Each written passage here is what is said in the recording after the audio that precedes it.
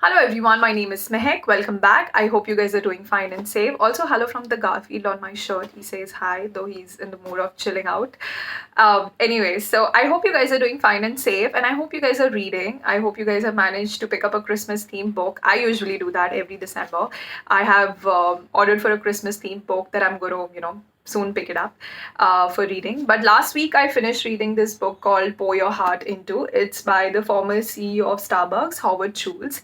And if you know me, you know that I love Starbucks. I mean, I do agree that they don't always have the best coffee, but I think, and I would also, I'm also someone who feel and encourage that we should have more local cafes, uh, selling coffee which sells the local flavor.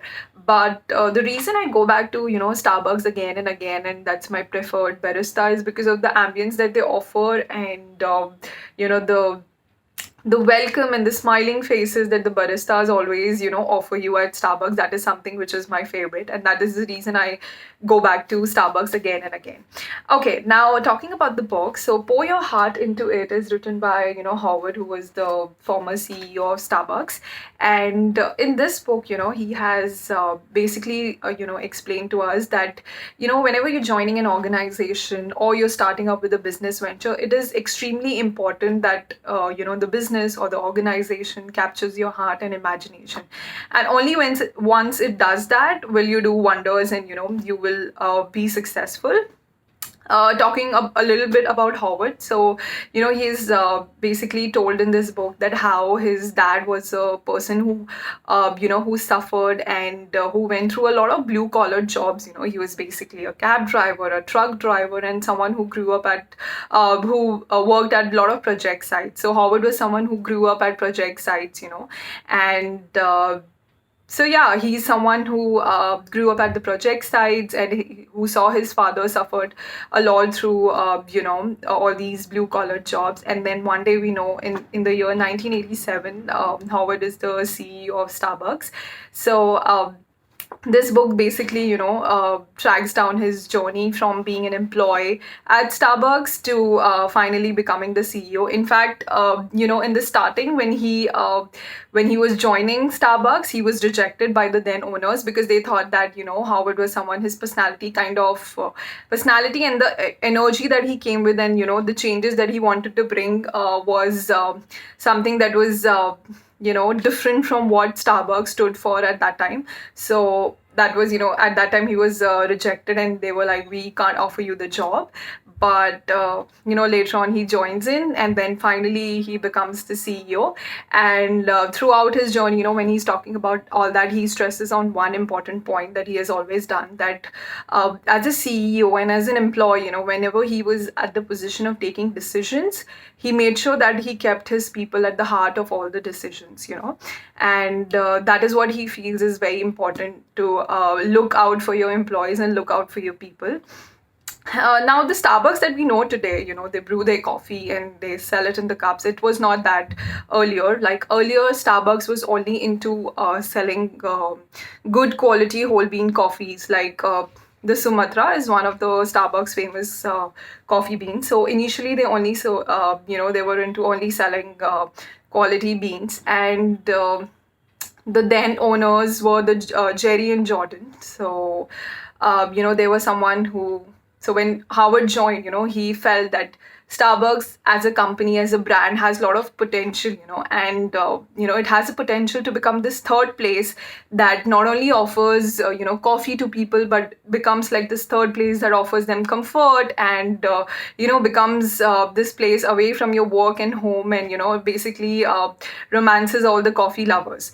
So this was his plan, but at that time Jerry and Jordan completely dejected his idea, saying that they didn't want it to become like any other coffee shop, or didn't want it to enter the beverage or the hospitality industry, and quality coffee is what they believe in selling. So they didn't want it to brew and sell coffee in cups.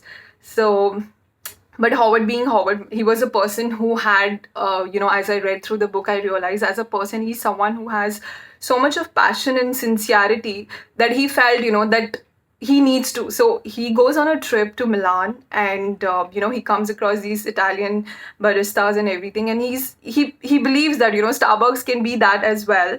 But since his idea was rejected, he had no options, because he believed in them so strongly. He felt that he needs to go out and open it and show it to people.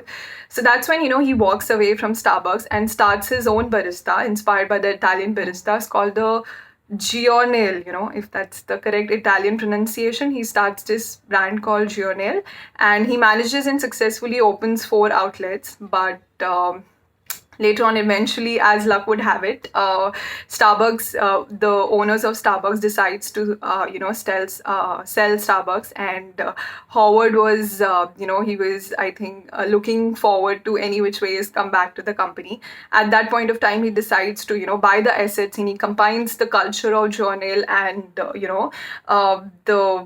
the quality and everything that Starbucks offered. And because he always had this affinity towards Starbucks, he decides to keep Starbucks name. And then after he brought the company together, it's like the rest is an inspiring history and inspiring tale of how Starbucks was basically born, and it is what it is today.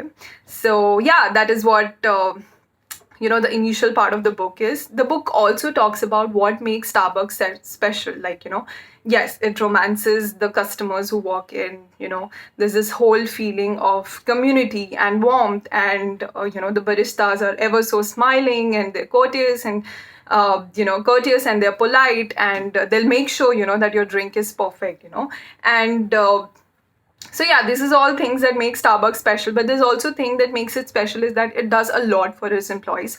So in India, not, but outside abroad, you have a lot of part-time workers in Starbucks, college students and others, who are doing another job and then, working part-time in Starbucks. So for them as well, Starbucks offer this health benefits. It offers, benefits in crisis and vision and dental coverage and so many other things. Like I said earlier, Howard always believes that it's important to respect your people. Like he says a very nice thing, which I really liked, is that if your employees, have this self-esteem and self-respect, if they feel that they've been given that, and so they will all the more, give more to the organization. So it's very important that at every time that you respect your employees and you look after them. So yeah, that is what one amazing thing that he has. I'll obviously share it in the book. Like I have marked in the book that I'm going to share some interesting things as well. So yeah, this is what makes Starbucks so special. Like they say that like other brands, we believe, other brands feel that it's an investment training your employees, but for us, we believe that it's important that we train our employees and baristas, because they are the one who are the face of the brand. They are the one who are imparting the passion of the brand. Like when I walk into the Starbucks store, I don't know who Howard Schultz is. I don't know who's the CEO and everything. I'm interacting with the barista, and it is so important. Like last week, I had such a bad experience with the service center, and at that point, I felt like it is so, like, the brands, they don't invest time and efforts in training their people, because at the end of the day, your people are the face of the brand. I don't know who's the manager is. I know the person I'm interacting with. So it's very important that your employees are passionate and they're well trained, and they're able to impart what the brand stands for to the customers. So I think that is what Starbucks does. And so yeah, I will just read out a few things from the book that I wanted to read it out to you guys. Okay, so initially, he says that why he's written the book. So he says that the key is heart. I pour my heart into every cup of coffee, and so do my partners at Starbucks. When customers sense that, they respond in kind. If you pour your heart into your work or into any worthy enterprise, you can achieve dreams others may think impossible. And that is what makes life rewarding, to pour your heart into everything. That's why the name of the book. Another thing, what he's written amazing is comparing, how Starbucks romanticizes everything. So he says, that one thing I've noticed about romantics, they try to create a new and better world far from the drabness of everyday life. That is Starbucks' aim too. We try to create in our stores an oasis, a little neighborhood spot where you can take a break, listen to some jazz, and ponder universal or personal or even whimsical questions over a cup of coffee. And I think that's what Starbucks is. It offers that third place where you can go and literally ponder over whimsical questions of and what's happening in your life over a coffee. So yeah, that is what Starbucks does. Okay, another thing, I wanted to share it, which is very interesting. So when he wanted to join, Starbucks, he was so passionate. He goes and gives interview, and he's like, he comes up with these great ideas, and he's so sure, that he's going to get the job. But next time he gets this call from Jerry, and he's like, oh, but we think that your energy and your ideas and where you want to take Starbucks is not something that we want, so we can't offer you this job. And at that time he's like, okay, but next moment, because he's so passionate and he believes that Starbucks is something that he can do wonders with, he calls next day in the morning and he's like, no, you're making a terrible mistake. It's not like I'm going to come and dilute what the brand stands for. I'm just going to come and add on. And he shares a very nice thing. He's like, I've always wondered, if that day I didn't stand up for me and say to Jerry that, no, you're making a wrong decision, I might have not got this, great opportunity. So he says, that I've often wondered what would have happened had I just accepted his decision. Most people, when turned down for a job, just go away. It's true, like when you're turned down for a job, we just go away. How many times do we actually question the employer that why, if we feel really strongly about a position or a company and we are shown we said no, we don't even wait back and ask why, we just take that no and just go away. So yeah, that is something. And yeah, another thing, so when he left Starbucks and he was trying to meet investors for his new business, he says he met an investor who was ready to invest in his business. Not he didn't even see the business plan, but he was just ready to invest because he says that sometimes sincerity sells better than a business plan.